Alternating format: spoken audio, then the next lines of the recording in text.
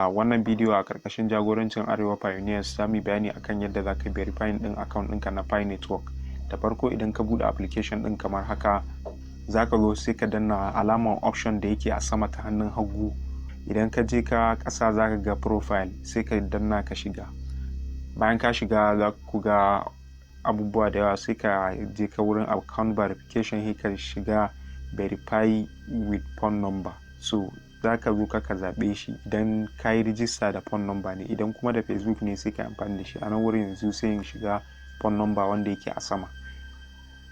Bayan da muka shiga zai zo ya kawo mu wurin turo verification code ɗin. A nan wurin yanzu kai ne za ka tura musu code ɗin, yana generating ne daga application ɗin, kai za ka tura musu ta number su.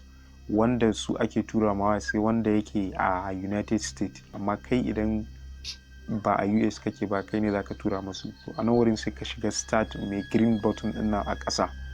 Idan ka shiga zai kawo ka ya nuna ma cewa za ka buɗe SMS application ɗinka. Idan ya bawo ka option na messenger ko wani application, SMS za ka zaɓa saboda message ne aka shiga. Idan ya zo za ka ga ya bawo ka number a jiki yana cewa ka tura. To a nan wurin za ka zo ka zaɓi number da kai register da shi za ka tura masu verification code. Idan ba ita ba ne zai nuna ma bai yi ba.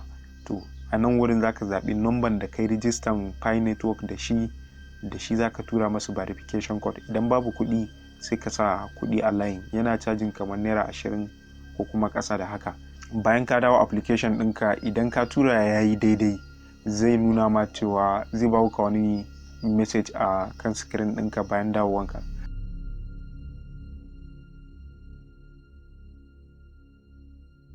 Bayan ka dawo application ɗin, idan ya yi za ku ga ya nuna ma your phone number is now successfully verified. Idan kuma bai yi ba za ku ga cewa ya baka wani message ko kuma wani error. To za ka zo sai ka canza selection na sim ɗin da kake tura message da shi, ka sa wannan number. In babu ita akan wayan ka dawo ka sa da ita sai ka tura message. Wannan shine a takaice.